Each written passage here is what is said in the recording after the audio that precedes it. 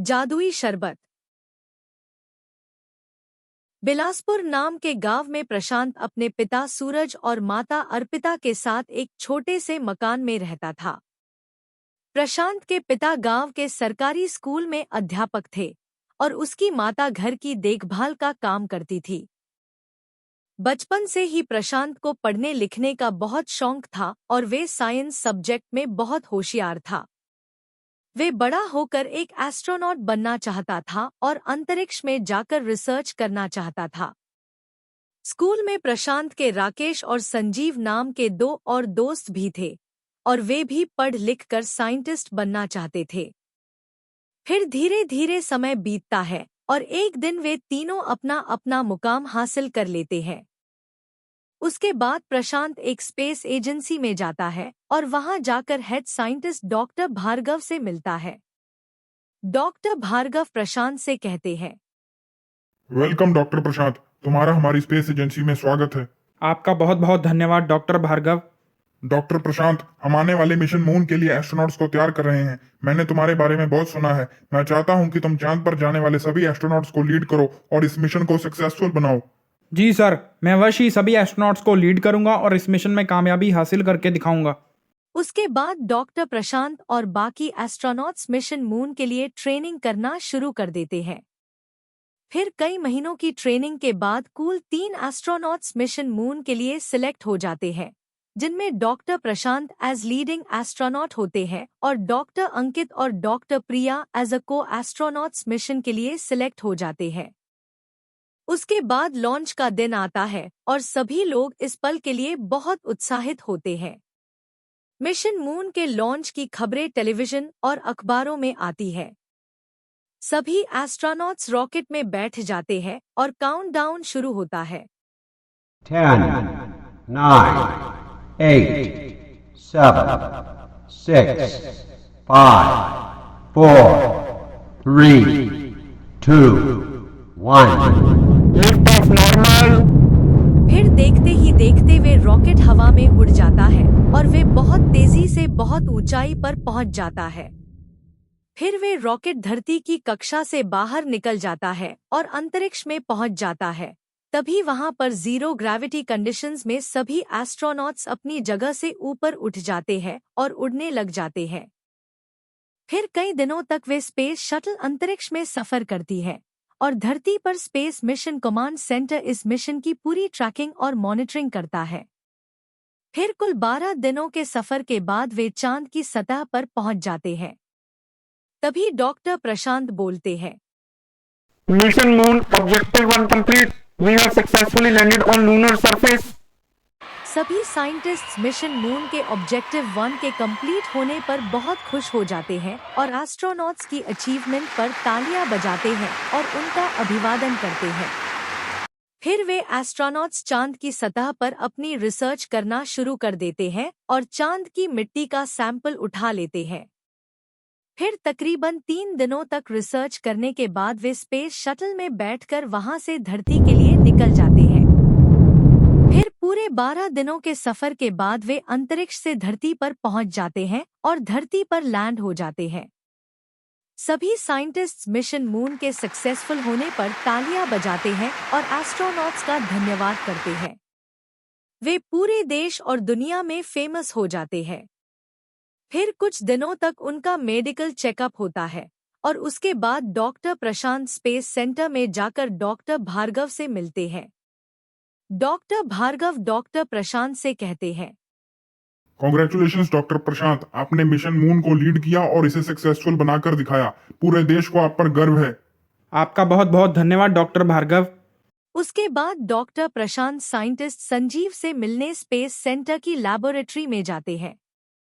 Doctor प्रशांत scientist Sanjeev से कहते हैं, साइंटिस्ट डॉक्टर संजीव, यह चांद से लाई गई मिट्टी का एक सैंपल है। मैंने बहुत मेहनत से यह सैंपल कलेक्ट किया है। आप इस मिट्टी का एलिमेंटल एनालिसिस कराइए और पता लगाइए कि इसमें कौन कौन से एलिमेंट्स और मिनरल्स हैं और इस मिट्टी का मानव जाति की भलाई के लिए क्या उपयोग हो सकता है। जी डॉक्टर प्रशांत, मैं चांद से लाई गई इस मिट्टी पर पूरी रिसर्च करूंगा और जल्दी आपको सारे रिजल्ट्स दूंगा। उसके बाद साइंटिस्ट संजीव चांद से लाई गई मिट्टी पर रिसर्च करना शुरू कर देते हैं और पूरे 3 महीने की रिसर्च के बाद साइंटिस्ट संजीव डॉक्टर प्रशांत को अपने पास बुलाते हैं और उनसे कहते हैं, डॉक्टर प्रशांत, मैंने चांद से लाई गई मिट्टी का पूरा एलिमेंटल एनालिसिस कराया है और पूरी रिसर्च करने के बाद इसमें magnesium, aluminium, titanium, calcium, manganese तथा अन्य कई तरह के एलिमेंट्स पाए गए हैं। मैंने अपनी पूरी रिसर्च करने के बाद चांद की मिट्टी को कई अन्य केमिकल्स के साथ मिक्स किया और मिक्स करने के बाद मैंने एक जादुई शरबत तैयार किया है। जो भी इस जादुई शरबत को पी लेगा वह बिल्कुल तंदुरुस्त हो जाएगा और एकदम रोग मुक्त हो जाएगा। वाह साइंटिस्ट संजीव, सुनने में तो बहुत अच्छा लग रहा है। चलिए पहले हम इस जादुई शरबत का इस्तेमाल एक बीमार आदमी पर करके देखते हैं। जी बिल्कुल, चलिए। उसके बाद वे उस जादुई शरबत को एक बीमार आदमी पर टेस्ट करते हैं। जैसे ही वे आदमी उस जादुई शरबत को पीता है, वे एकदम स्वस्थ और रोग मुक्त हो जाता है। तभी डॉक्टर प्रशांत साइंटिस्ट संजीव से कहते हैं, वाह साइंटिस्ट संजीव, आप सचमुच कमाल हो। अब हम इस जादुई शरबत की मदद से किसी भी बीमार आदमी को बिल्कुल ठीक कर सकते हैं और उसे रोग मुक्त कर सकते हैं। वाह doctor Sanjeev, you are a great scientist. Thanks doctor Prashant. उसके बाद वे उस जादुई शरबत को कई अन्य बीमार लोगों को पिलाते हैं और वे सब भी उस जादुई शरबत को पीते ही बिल्कुल स्वस्थ और तंदुरुस्त हो जाते हैं। डॉक्टर संजीव और डॉक्टर प्रशांत को उनकी जादुई शरबत की खोज के लिए कई राष्ट्रीय पुरस्कार सरकार द्वारा दिए जाते हैं। वे पूरी दुनिया में फेमस हो जाते हैं। उनकी बढ़ती तरक्की और सफलता को देखकर उनकी ही लैब का साइंटिस्ट डॉक्टर राकेश उनसे जलने लग जाता है और फिर वे उनसे मिलने चला जाता है। डॉक्टर राकेश साइंटिस्ट संजीव और डॉक्टर प्रशांत से कहता है, वाह डॉक्टर प्रशांत और डॉक्टर संजीव, तुम दोनों तो कमाल हो। मैंने तुम्हारे जादुई शरबत के बारे में बहुत सुना है। क्या तुम मुझे अपना जादुई शरबत दे सकते हो? हाँ बिल्कुल, ये लीजिए। जैसे ही वे उस जादुई शरबत को पीता है, उसमें बहुत ऊर्जा और ताकत आ जाती है। फिर वे मन ही मन सोचता है, यार ये जादुई शरबत तो सचमुच कमाल का है। इसे लैब में ले जाकर मुझे इस पर रिसर्च करनी ही होगी। ठीक है, मैं चलता हूँ। Okay, good bye. उसके बाद डॉक्टर राकेश उस जादुई शरबत को लेकर वहां से चले जाते हैं और सीधा अपनी लैबोरेटरी में जाकर उस पर रिसर्च करना शुरू कर देते हैं। फिर कई महीनों की रिसर्च के बाद वे एक पावरफुल और खतरनाक शरबत तैयार करते हैं। फिर डॉक्टर राकेश बोलते हैं, आखिरकार मैंने ये पावरफुल शरबत तैयार कर ही लिया। अब इसे मैं पीकर बहुत पावरफुल और ताकतवर बन जाऊंगा और इस दुनिया पर राज करूंगा। फिर जैसे ही डॉक्टर राकेश उस पावरफुल शरबत को पीते हैं, वे एक खतरनाक दानव में बदल जाते हैं और फिर वे दानव बोलता है, दुनिया वालों, अब तुम्हें मुझसे कौन बचाएगा? मैं तुम्हारा सर्वनाश कर दूंगा। फिर वे दानव पूरी दुनिया में गर्द मचा देता है और लोगों का सर्वनाश कर देता है।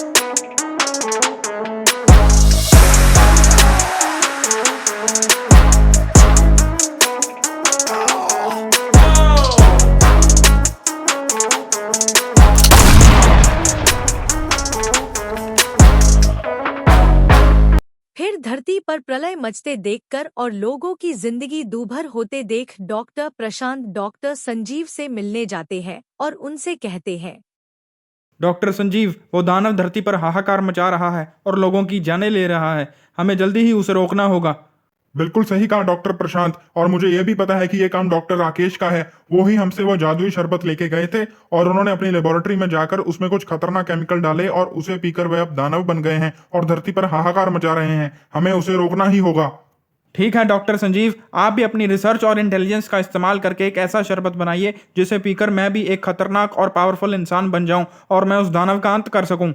ठीक है डॉक्टर प्रशांत, मैं पूरी कोशिश करूंगा। उसके बाद साइंटिस्ट डॉक्टर संजीव अपनी रिसर्च करने लग जाते हैं और कड़ी मेहनत और लगन के साथ वे कुछ ही महीनों में एक पावरफुल शरबत तैयार कर लेते हैं और फिर वे डॉक्टर प्रशांत को बुलाते हैं और उनसे कहते हैं, ये लीजिए डॉक्टर प्रशांत, मैंने कड़ी मेहनत और लगन के साथ ये जादू शरबत 2.0 तैयार किया है। आप इसे पी लीजिए। इसे पीते ही आप में 10,000 हाथियों का बल आ जाएगा और साथ ही साथ आप ये रोबोटिक सूट भी पहन लीजिए। इसे पहनते ही आप उस दानव से लड़ सकोगे और उसका अंत कर सकोगे। उसके बाद डॉक्टर प्रशांत उस पावरफुल जादुई शरबत को पी लेते हैं और उस शरबत को पीते ही उनमें 10,000 हाथियों का बल आ जाता है और फिर वे उस रोबोटिक सूट को पहन लेते हैं और कहते हैं, आपका बहुत बहुत धन्यवाद डॉक्टर संजीव। अब मैं उस दानव का अंत कर दूंगा और लोगों को और इस धरती को उसके अत्याचारों से मुक्ति दिलाऊंगा। उसके बाद डॉक्टर प्रशांत उस दानव का अंत करने निकल पड़ते हैं और उस दानव के पास पहुंचकर बोलते हैं, हे दानव, तेरा अंत आ गया है। अब मैं तुझे नहीं छोड़ूंगा और इस धरती को तेरे अत्याचारों से मुक्ति दिलाऊंगा। अरे ओ बेवकूफ, मेरा अंत हो ही नहीं सकता। मैं अमर हूँ। अगर तुझ में हिम्मत है तो मुझसे लड़के देख ले। आजा। उसके बाद डॉक्टर प्रशांत और उस दानव के बीच में महाविध्वंसक युद्ध शुरू हो जाता है।